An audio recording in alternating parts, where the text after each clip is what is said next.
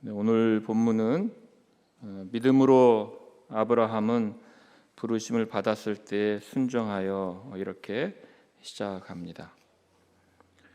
믿음으로는 믿음의 선진들의 믿음의 일을 소개하면서 계속 반복하여서 11장에서 그 믿음의 삶을 소개할 때 이렇게 사용되고 있습니다. 히브리서 11장은 믿음 안에 견고하게 붙어 있기를 권하면서 선진들의 믿음의 삶을 소개하는 그런 장입니다. 믿음 안에 머물라라는 것입니다.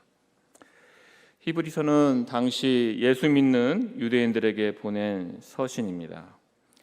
유대인들에게 옛 언약은 그림자요, 실체는 예수 그리스도와 함께하는 그 새 언약임을 히브리서 전체에서 증거하고 있습니다. 유대인으로서 예수님을 믿고 신앙생활하는 것이 쉽지 않은 일이었습니다. 그리고 예수님을 믿는 이 언약의 실체를 믿는 그 내용을 쭉 소개하고 이제 히브리서 10장 중반부터 실제적인 권면을 시작합니다. 그래서 히브리서 10장 23절 25절에 약속하신 이는 미쁘시니 우리가 믿는 도리의 소망을 움직이지 말고 굳게 잡고 서로 돌아보아 사랑과 선행을 격려하며 모이기를 피하기를 하는 어떤 사람들의 습관같이 하지 말고 오직 권하여 그날의 가까움을 볼수록 더욱 그리하자 이렇게 권합니다. 예수 믿는 유대인들로서 견뎠던 여러 고난과 다양한 어려움들이 있었을 것입니다. 히브리서는 10장 35절에 담대함을 버리지 말아라 이렇게, 또 36절에 너에게 인내가 필요하다 이렇게 권하면서 뒤로 물러가지 말고 구원에 이르는 믿음 안에 머물러 있으라고 권합니다. 어려움을 만나지만 그러나 믿음에서 물러서지 말 것을 권합니다. 믿음의 길을 가는데 여러 어려움을 만나는 이들에게 믿음은 이런 것이니 믿음에 머물라, 믿음에 붙어 있으라 이렇게 권합니다. 이런 맥락에서 11장이 시작됩니다. 믿음은 바라는 것들의 실상이요 보이지 않는 것들의 증거니 선진들이 이로써 증거를 얻었느니라 이렇게 시작합니다. 믿음은 이런 것이다. 예수님을 믿고 그리스도 안에서 새로운 삶을 시작한 신자들이 여러 어려움이 있지만 믿음 안에서 견딘다 이렇게 권하면서 믿음의 선진들의 삶을 살펴봅니다. 믿음은 바라는 것들의 실상이요 보지 못하는 것들의 증거라 이렇게 하는데, 이것이 믿음에 대한 완전한 정의는 아닙니다. 그러나 믿음의 어떠함을 보여줍니다. 믿음은 바라는 것들의 실상이요 보지 못하는 것들의 증거다라는 겁니다. 바라는 것들과 이 실상이라는 것은 사실은 동의어가 될 수 없는 것이죠. 바라는 것은 사실은 실상이 아닙니다. 실체가 아닙니다. 그런데 믿음이 이렇게 어떤 실상이라 어떤 실체라고 하는 것은 그만큼 큰 확신이 있기 때문에 믿음을 실상이라 이렇게 부르는 것입니다. 그런데 믿음이 이렇게 실상이라 할 때 단순히 큰 확신 때문에 그렇게 부르는 것은 아닙니다. 적극적 사고방식이라고 있습니다. 적극적 사고방식을 어떤 사람의 사는 방식으로 이렇게 권하기도 하고 택하는 분들이 있는데, 또 그런 적극적 사고방식 그것 자체를 믿음으로 생각하는 분들도 있어요. 그래서 아침에 일어나서 거울을 보고 할 수 있다, 할 수 있다 이렇게 10번을 외치고 하루를 시작하면 된다, 이렇게 이제 적극적 사고방식이죠. 나는 성공할 것이다. 그래서 그렇게 거울을 보고 외치면서 큰 확신을 갖고 사는 것. 지금 히브리서 11장이 말하는 믿음은 그런 믿음이 아닙니다. 우리가 일부러 우리의 의지로 끌어낸 그런 확신이 아닙니다.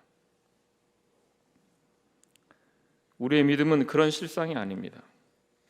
우리 믿음은 인간의 의지로 만들어내는 확신이 아니라 성령님께서 주신 믿음이기 때문에 부인할 수 없는 실상을 확인한 그 믿음입니다.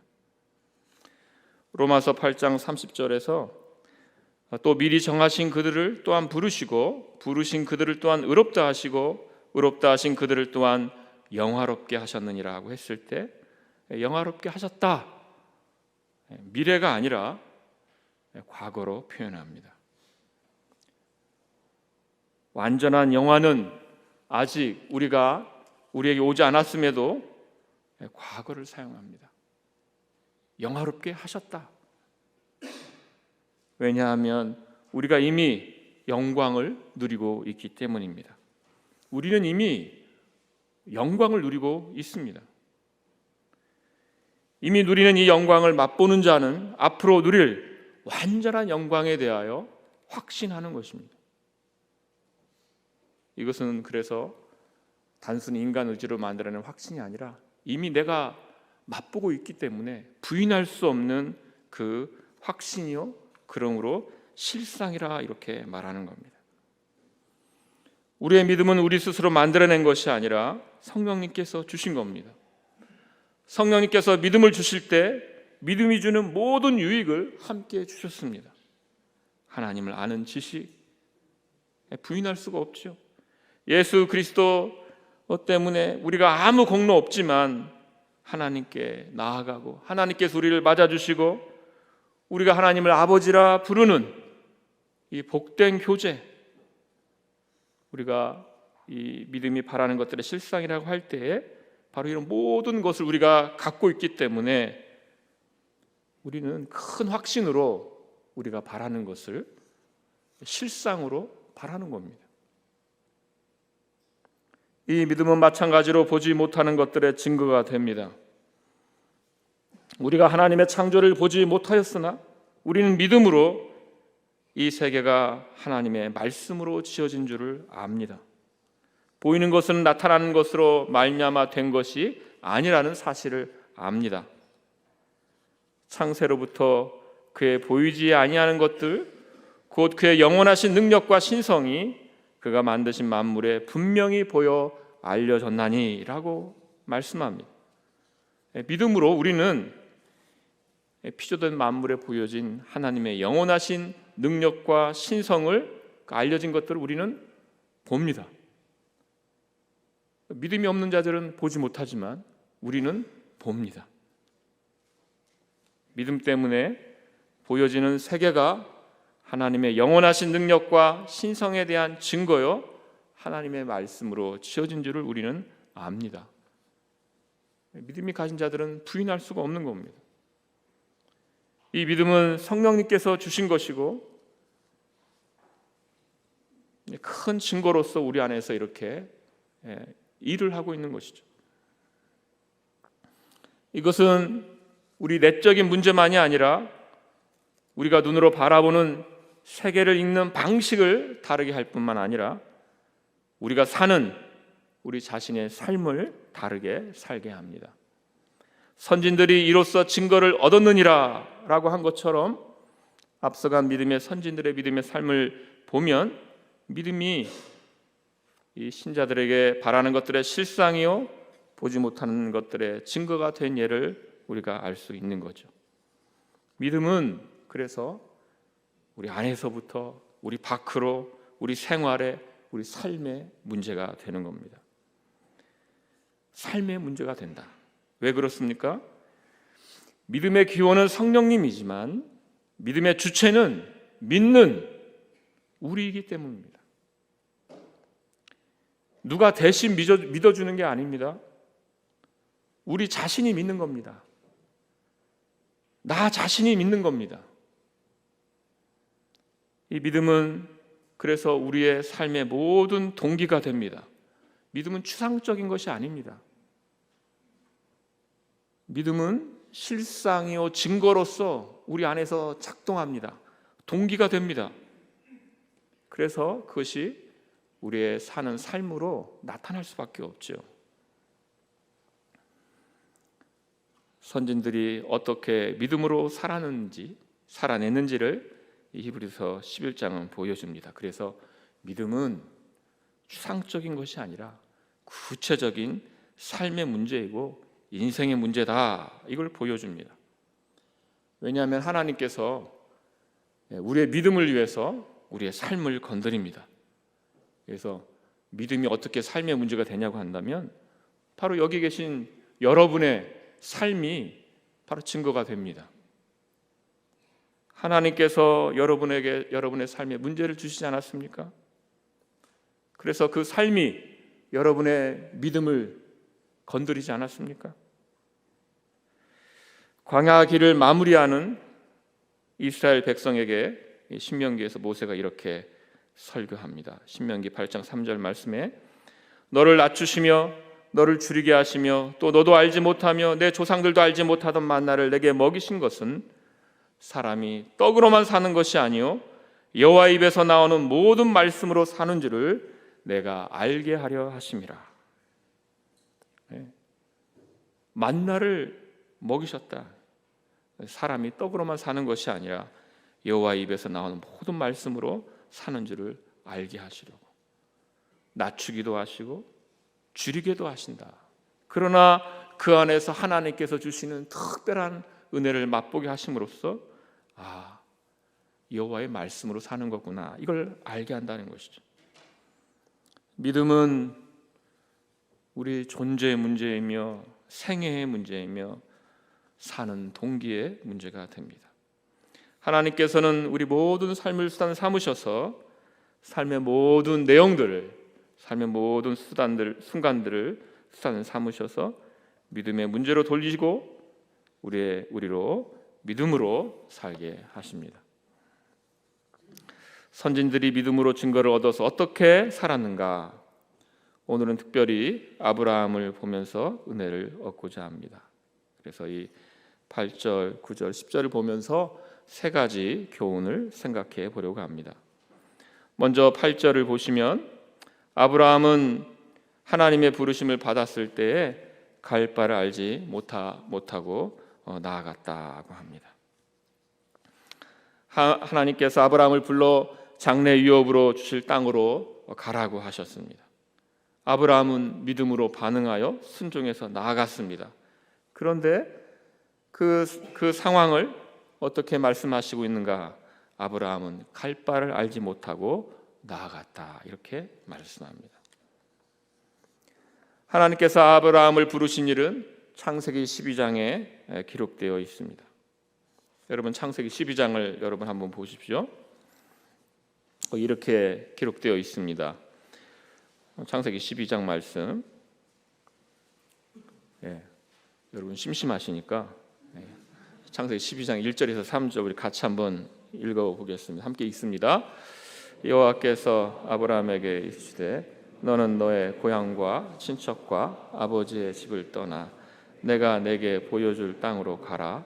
내가 너로 큰 민족을 이루고 내게 복을 주어 내 이름을 창대하게 하리니 너는 복이 될지라. 너를 축복하는 자에게는 내가 복을 내리고 너를 저주하는 자에게는 내가 저주하리니 땅의 모든 족속이 너로 말미암아 복을 얻을 것이라 하신지라. 아멘. 그리고 4절 말씀에 어떻게 되어 있습니까? 이에 아브라함이 여호와의 말씀을 따라갔고 있죠. 하나님께서 부르셨을 때 아브라함이 순종하여 여호와의 말씀을 따라갔습니다. 이것을 지금 히브리서 11장 8절에서 말씀하고 있는 것이죠. 하나님께서 단순히 아브라함의 이름을 부른 게 아니라 명령을 하신 것이죠. 약속을 주시면서 떠나라, 이렇게 명령하셨습니다. 너는 너의 고향과 친척과 아버지의 집을 떠나 내가 너에게 보여줄 땅으로 가라, 이렇게 지시하셨습니다. 그리고 약속을 하셨습니다. 내가 너로 큰 민족을 이루겠다. 너에게 복을 주겠다. 너의 이름을 창대하게 하겠다. 너는 복이 될 것이다. 땅의 모든 민족이 너로 말미암아 복을 얻을 것이다. 너로 큰 민족을 이루시겠다는 것은 하나님께서 아브라함을 통하여 크신 하나님의 나라를 만드시겠다는 약속입니다. 땅의 모든 민족이 너로 말미암아 복을 얻을 것이라는 말씀처럼 아브라함의 후손으로 오신 예수 그리스도를 통해서 모든 족속이 하나님의 자녀라는 권세를 얻고 그 나라에 속할 수 있게 되었습니다. 아브라함에게 이 약속은 얼마나 크고 놀라운 약속입니까? 그런데 여기에 명령이 있지 않습니까? 너는 너의 고향과 친척과 아버지의 집을 떠나 내가 너에게 보여줄 땅으로 가라는 그 명령입니다. 근데 아브라함은 여호와의 말씀을 따라갔다 이렇게 되어 있습니다. 히브리서 11장 8절은 믿음의 순종으로 이것을 묘사합니다. 믿음으로 아브라함은 부르심을 받았을 때에 순종하여 장래의 유업으로 받을 땅에 나아갔다는 겁니다. 아브라함이 하나님의 말씀을 따라간 것으로 이렇게 되어 있는데 생각해 보면 이 일이 얼마나 어려운 일이었는가 이걸 우리가 알 수 있는 것이죠. 이 순종은 쉬운 일이 아니었습니다. 고향을 떠나는 일, 친척을 떠나는 일, 낯선 곳에 가는 일, 이것은 쉽지 않은 일입니다. 한번 여행 한번 해봐라 이런 것이 아니지 않습니까? 낯선 곳에 가는 위험한 그 곳으로 가는 것입니다. 실제로 아브라함은 자기의 그 생명의 위험을 느껴서 자신의 아내를 누이라고 속였습니다. 그러니까 이것은 아브라함이 위험한 곳으로 가는 것이고 자기가 실제로 그렇게 위험을 느끼고 있다는 것이죠. 아브라함이 순종하여 자신의 고향을 떠난 일은 어려운 일이었습니다. 그런데 아브라함은 순종했습니다. 믿음으로 순종했습니다. 믿음으로 순종했다는 것은 지금 아브라함이 자신의 능력으로 끌어내서 확신을 했다는 게 아니라 믿음으로, 하나님을 믿는 그 믿음으로 순종했다는 것입니다. 자기가 어떤 미래를 내다본 후에 한번 가보자, 그 땅이 어떤가 한번 보자, 한번 가서 어떤 땅인지 한번 보고 와라, 한번 그 땅 한번 좋은 땅인가, 우리 후손에게 줄 만한 땅인가 보자, 뭐 이렇게 판단하고 분석하고 계획을 한 게 아니라 이렇게 될 것이다, 저렇게 될 것이다, 이걸 알고 순종한 것이 아니라 하나님의 말씀에 순종한 것이죠. 인생은 우리 뜻대로 되는 게 하나도 없습니다. 살면 살수록 그걸 더 알게 됩니다. 삶의 진로 때문에 오는 분들에게 제가 가끔 드리는 말씀이 있습니다. 제가 어느 정도 이렇게 살아보고 제가 깨달은 건데, 제가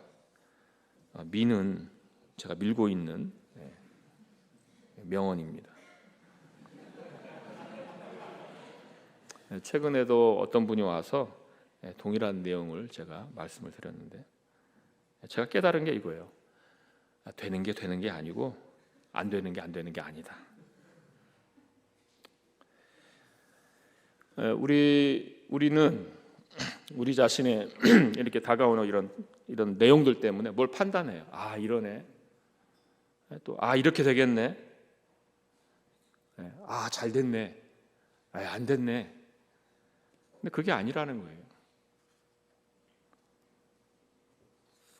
뭐 조금 지나고 나면 2년, 3년, 또 5년, 또 10년 지나고 나면 이렇게 되는 거였구나. 그렇게 깨닫는 거죠. 우리는 하나님 앞에서 더 겸손하게 되고 또 하나님께 더 감사하게 됩니다. 아브라함은 가나안 땅을 조사해보고 이 땅이 괜찮은 땅인가, 그렇게 조사를 한 게 아닙니다. 어떤 판단, 분석 이런 결과를 의존한 게 아닙니다. 아브라함은 믿음으로 순종하여 나아갔습니다. 그런데 이 히브리서 11장 8절은 아브라함이 나아갔을 때 특별히 아브라함이 갈 바를 알지 못하고 나갔다 이렇게 하는 그 점을 주목하여 말하고 있습니다. 아브라함에게 무슨 정확한 여행 경로, 여행 일정 이런 것은 없었습니다. 그저 하나님께서 내가 보여줄 거다. 보여줄 땅으로 가라. 보여줄 땅으로 가라. 그러니까 하나님께서 조금 보여주시면 한 발 내딛고 또 보여주시면 한 발 내딛고 그게 믿음의 삶인 거죠. 정확한 무슨 그림이 있고 정확한 무슨 목적지가 있었다면 참 괜찮았을 텐데 하나님께서는 그렇게 그 삶을 인도하지 않으셨습니다. 이제 우리 그렇잖아요. 내비게이션에 딱 목적지 딱 입력하면 얼마나 마음이 편합니까? 마음이 편해요. 이게 내비게이션이 가다가 길을 잘못 들었으면 길 한쪽으로 뺀 다음에 다시 재입력을 해서 그래서 이렇게 내비게이션 안내를 받아야 왠지 마음이 편하면서 잘 운전할 수 있죠. 그런데 그런 삶이 아니라는 것이에요. 장차 유업으로 받게 될 곳으로 떠났지만 목적지를 알지 못하고 그 경로를 알지 못한 채 그냥 갔습니다. 낯선 곳에 가는 그 위험한 곳에 가는데 경로도 알지 못하고 목적지도 알지 못한 채로 가는 그 길이었습니다. 창세기 12장 7절을 보면 이제 가다가 세겜이라는 곳에 이르렀을 때 하나님께서 그때 내가 이 땅을 내 자손에게 주리라고 하셨습니다. 하나님께서 아브라함 인생 전체에 어떤 시간표를 주시지 않았습니다. 후손에게 가나안을 주신다고 하셨는데 자녀를 주시지 않았어요.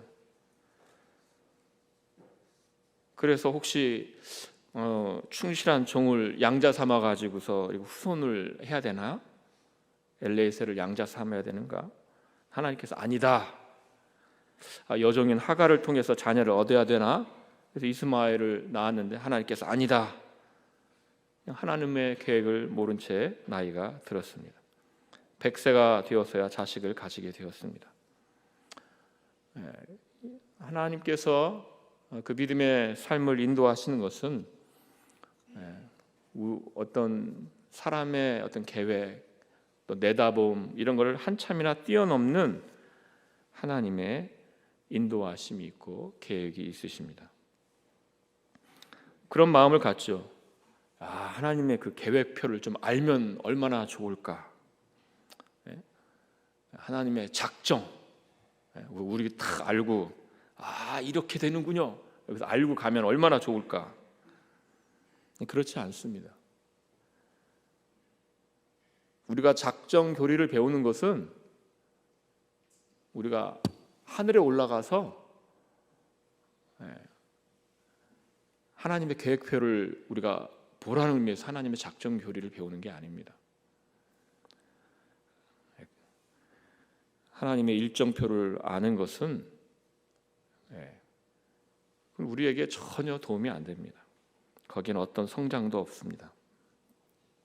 하나님께서는 우리를 어떤 로봇가 아니라 인격체로 다루십니다.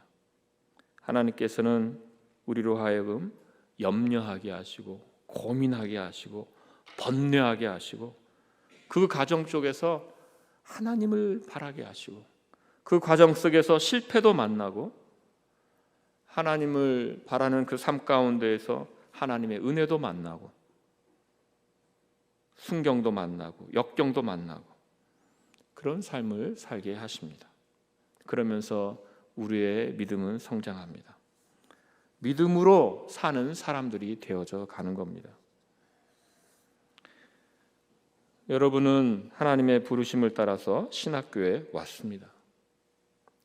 아브라함이 갈 바를 알지 못했던 것처럼 사실 여러분도 어떤 정확한 어떤 갈 바를 알지 못한 채로 하나님께서 부르시나 보다. 하나님께서 말씀을 전하라고 나를 부르셨나 보다. 이런 마음으로 소명을 갖고 왔습니다. 갑신에 와서 공부하는데 이후에 펼쳐질 내용이 무엇인지 알지 못합니다. 저를 보지 마세요. 저도 알지 못합니다.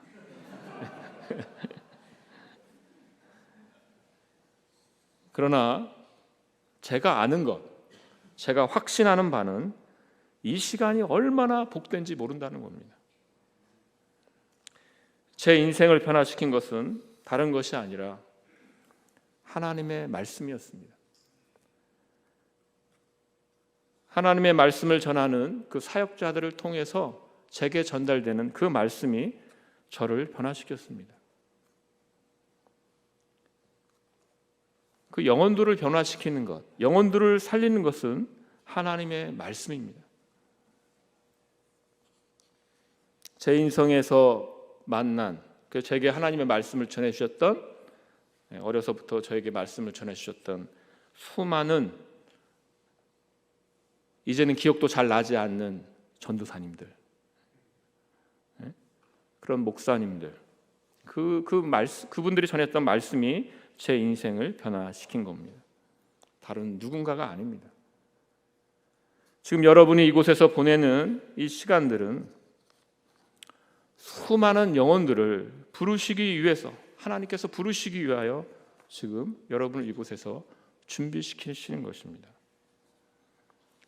갈 바를 알지 못하는 것, 그건 중요한 문제가 아닙니다. 하나님께서 보여주시면 또 한 발자국 내딛는 것이죠. 그러나 갈 바를 알지 못하지만, 그러나 지금 여기 있는 이 시간은 너무나도 귀한 시간입니다.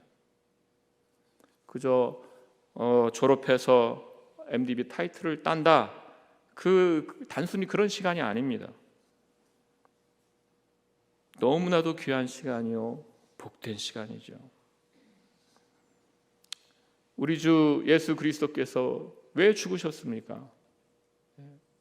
수많은 그의 백성을 구원하시기 위하여, 수많은 영혼들을 구원하시기 위하여 십자가에서 죽으셨습니다. 그 영혼들을 구원하기 위해, 쓰임받기 위해 우리가 여기에 있는 겁니다.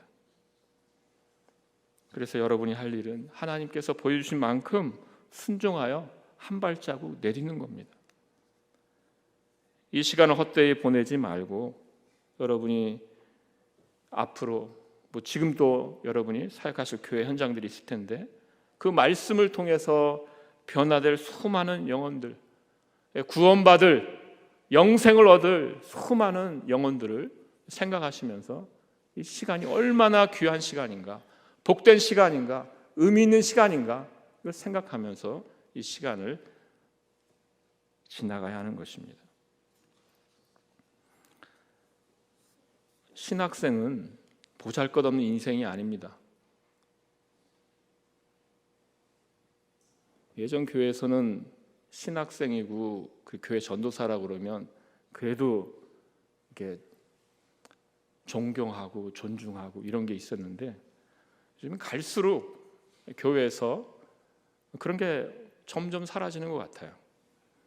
그래서 저도 목격한 건데, 교회에서 전도사님들에게 좀 나이가 있으신 무슨 장로님들이나 또 나이가 드신 어른들이 무슨 교육 전도사 알기를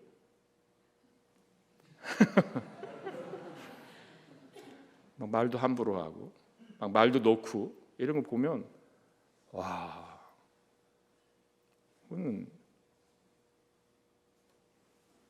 정말 안 되는 일이죠. 교회에 절대 복이 되는 행동이 아니죠.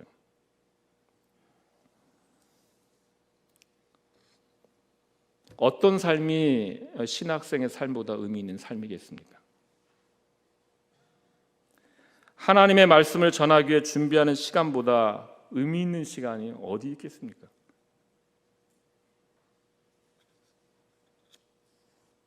영혼을 살리고 영혼을 변화시키고 뭇 영혼들을 불러와서 하나님께 데려오는 영생을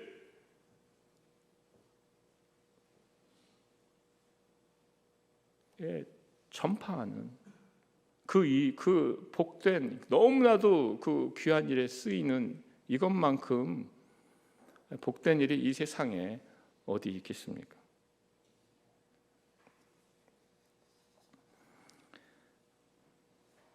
그러니까 채플 빠지지 마시고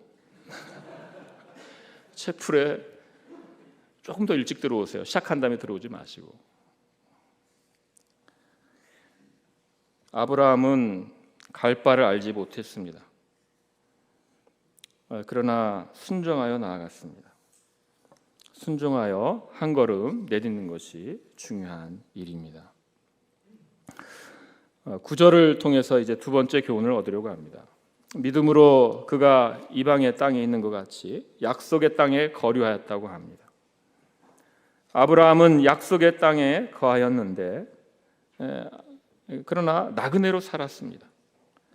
참 그렇죠. 약속의 땅. 우리는 약속의 땅 그러면 이게 무슨 어떤 이렇게 아름다운 관용어로 들려요. 약속의 땅. 그러나 나그네로 산다는 거예요. 사실은 약속의 땅이라는 것은 나그네로 산다는 게 거기에 포함되어 있는 거죠. 아브라함은 이방의 땅에 거하는 자로 거하였습니다. 사도행전 7장 5절에 스데반은 이렇게 말합니다. 그러나 여기서 발붙일 만한 땅도 유업으로 주지 아니하시고 다만 이 땅을 아직 자식도 없는 그와 그의 후손에게 소유로 주신다고 약속하셨으며 발붙일 만한 땅도 없는 상태. 그죠? 약속만 있는, 소유로 주신다는 약속만 있는 상태. 그래서 아브라함이 나중에 이제 그 아내 사라가 죽은 후에 그 매장지를 소유로 산 적이 있어요. 아내 사라가 죽었을 때 마므레 앞 막벨라 굴을 샀는데 그것은 그러니까 굴을 사려고 한 거예요. 무슨 땅을 사려고 한 게 아니라 매장지를 사려고 한 거죠.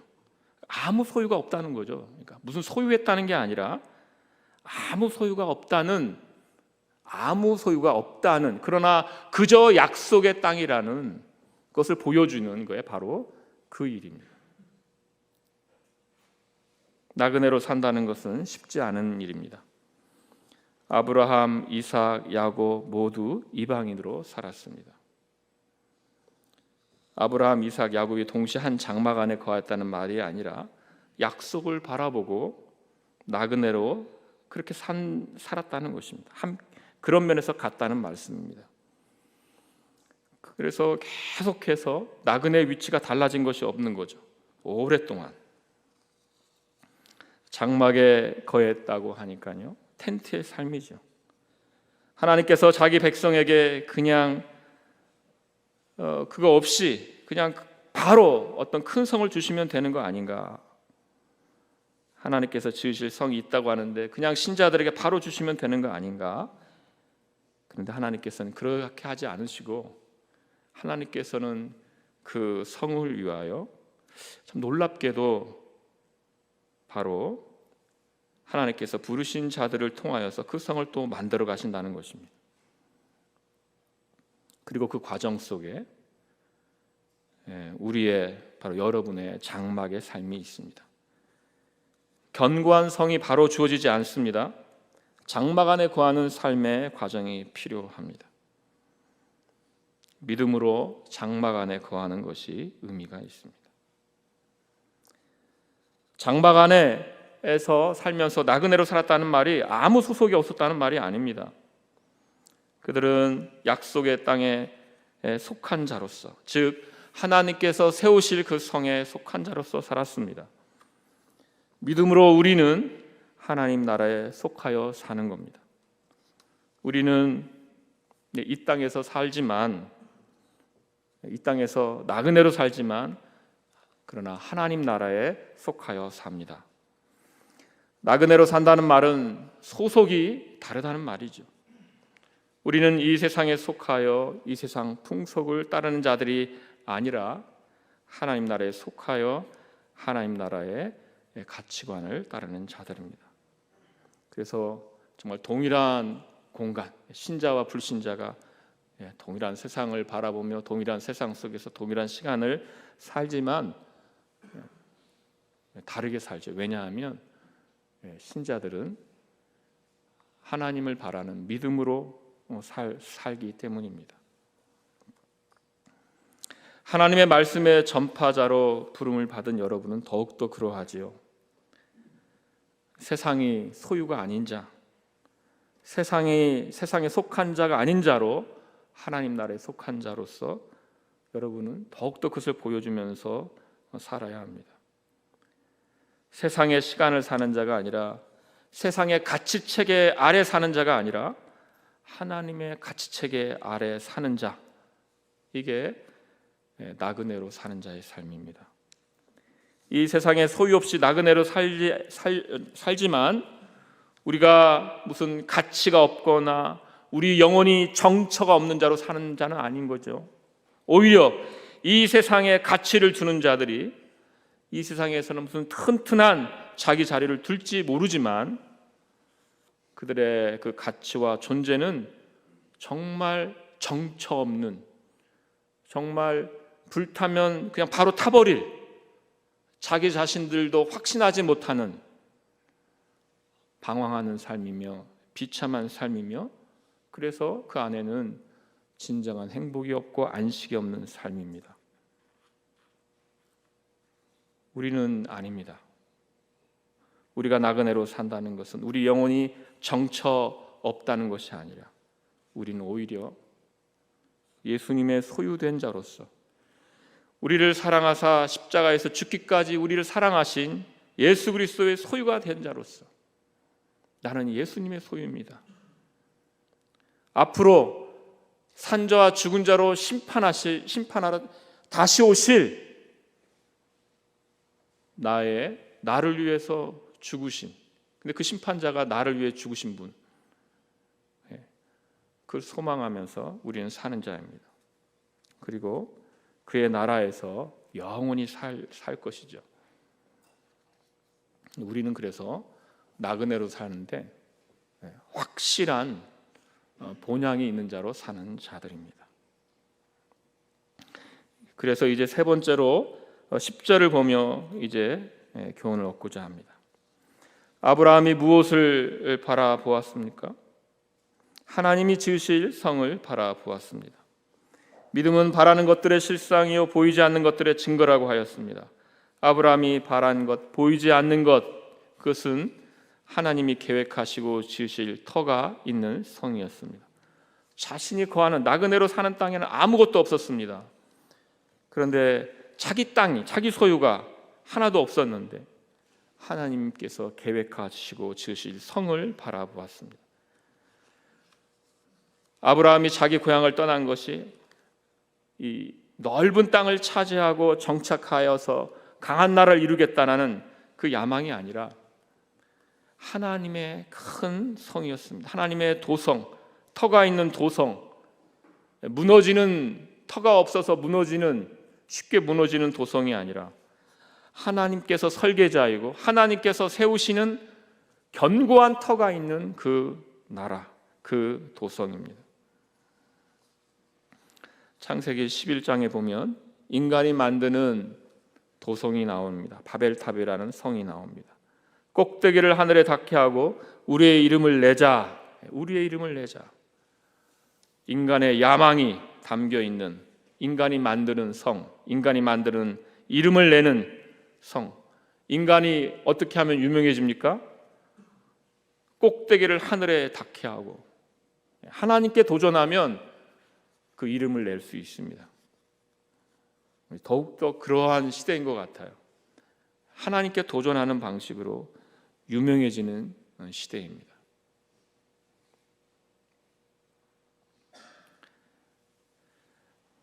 하나님께서 아브라함을 불러서 큰 민족을 이루시겠다고 하시는 것은 합니다. 그것은 바벨탑이 아닙니다. 내가 너로 큰 민족을 이루고 너에게 복을 주어서 너의 이름을 창대하게 한다 하십니다.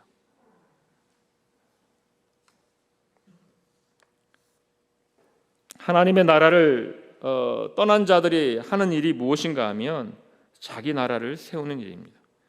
창세기 4장 16절 17절에 보면 가인이 여호와 앞을 떠나서 에덴 동쪽 노 땅에 거주하더니 아내와 동침함에 그가 임신하여 에녹을 낳은지라. 가인이 성을 쌓고 그의 아들의 이름으로 성을 이름하여 에녹이라 하니라. 의미심장하지 않습니까? 여호와의 앞을 떠났어요. 여호와의 앞을 떠나서 한 일이 무엇입니까?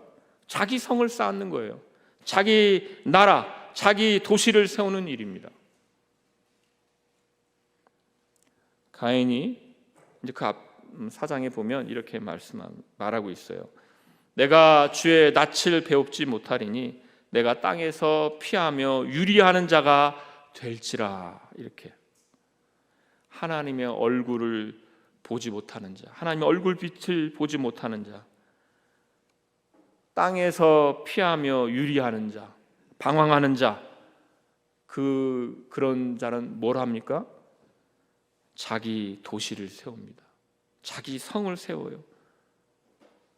터가 없는 성이죠. 그걸 자기 안식처로 삼습니다.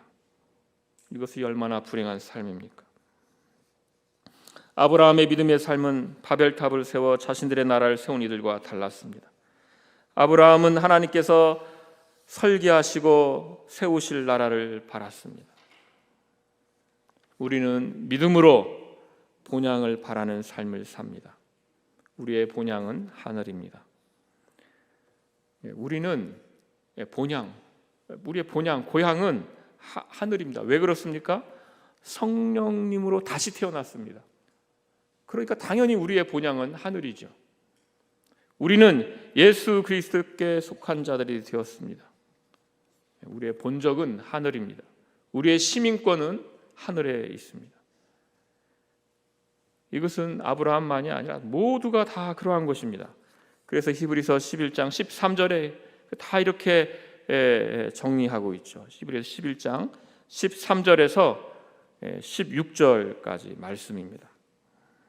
히브리서 11장 13절에서 16절 말씀 우리 같이 한번 읽어봅니다. 시작. 이 사람들은 다 믿음을 따라 죽었으며 약속을 받지 못하였으되 그것들을 멀리서 보고 환영하며 또 땅에서는 외국인과 나그네임을 증언하였으니 그들이 이같이 말하는 것은 자기들이 본향 찾는 자임을 나타냄이라. 그들이 나온 바 본향을 생각하였더라면 돌아갈 기회가 있었으려니와 그들이 이제는 더 나은 본향을 사모하니 곧 하늘에 있는 것이라. 이러므로 하나님이 그들의 하나님이라 일컬음을 받으심을 부끄러워하지 아니하시고 그들을 위하여 한 성을 예비하셨느니라. 아멘. 13절 보시면 그들이 땅에서 외국인과 나그네임을 증언하였다고 합니다. 그러니까 가면서 사람들을 만나면 나는 나그네예요. 사람들 만나면 나는 외국인이에요. 사람들 만나면 나는 나그네예요. 이렇게 했다는 거예요. 우리가 그렇게 해야 된다는 거죠. 창세기 23장 4절에 보면 아브라함이 이 막벨라 굴을 살 때 나는 당신들 중에 나그네요라고 정말 그렇게 증언합니다. 아브라함은 자기가 하늘에 속한 자고 그 땅에서는 나그네라는 걸 의식하고 고백하며 살았습니다. 우리도 이 세상에 대하여 나는 나그네다, 나는 나그네다 이렇게 고백해야 돼요. 고백하는 삶을 살아야 합니다.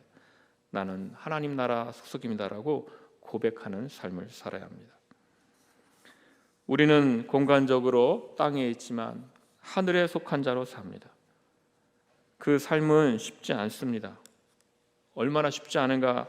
히브리서가 배교를 견고하면서 믿음의 삶을 살라고 할 정도로 쉽지 않은 삶이죠. 땅의 가치관과 하늘의 가치관이 부딪히며 싸웁니다.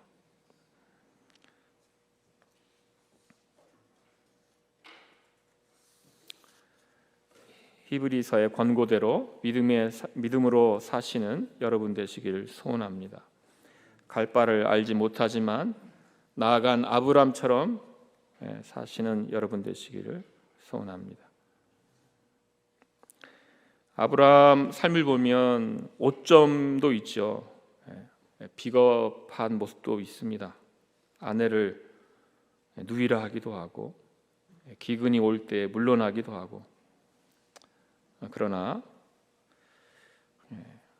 결국 하나님께서 계획하시고 지으실 성을 소망한 자로 기록되는 것은 완전해서가 아니라, 그러나 그 전체 삶이 결국은 믿음으로 사는 삶이기 때문입니다. 완전하지 않아도 낭망하지 마시고, 넘어져도 다시 일어나시고, 갈 바를 알지 못해도 하나님께서 지금 보여주신 만큼 나아가시는 여러분 되시기를 소원합니다.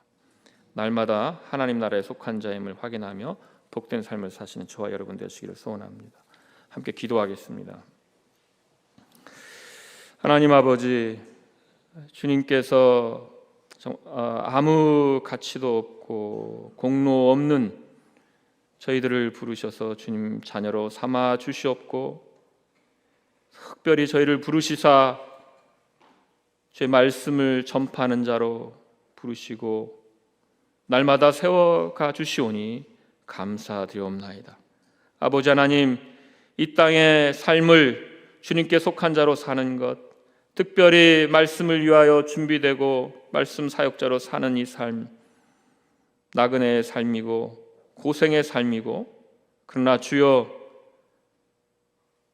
이 삶이 결코 정처 없는 삶이 아니라 너무나도 복된 삶임을 날마다 저희가 알 수 있도록 더 큰 믿음을 주시옵고, 주께서 세우실 큰 성을 바라보며